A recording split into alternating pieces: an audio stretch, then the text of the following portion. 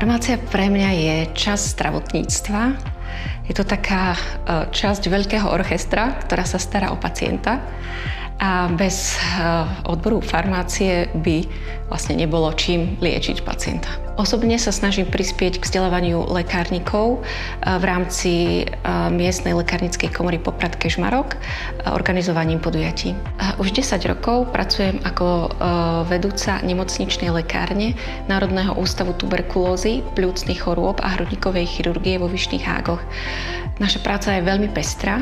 Spolu s mojimi kolegami zabezpečujeme lieky, zdravotný materiál a diagnostika pre naše oddelenia a klinické laboratória. Vychádzame z priestorov nemocničnej lekárne ku lôžku pacienta, a to nie obrazne, ale doslova. Verím, že akákoľvek iniciatíva v oblasti farmácie, ktorá je zameraná na pacienta, môže náš obor posunúť dobrým smerom.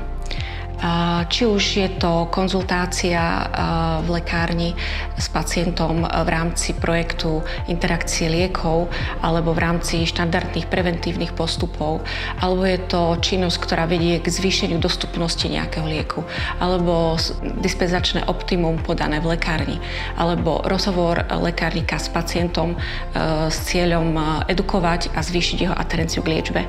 Už akokoľvek, každý podľa svojich možností a hlavne podľa potrieb prostredia, v ktorom sa nachádza. Mňa osobne motivuje robiť veci, ktoré pomáhajú. Asi preto som sa našla v povolaní farmaceut.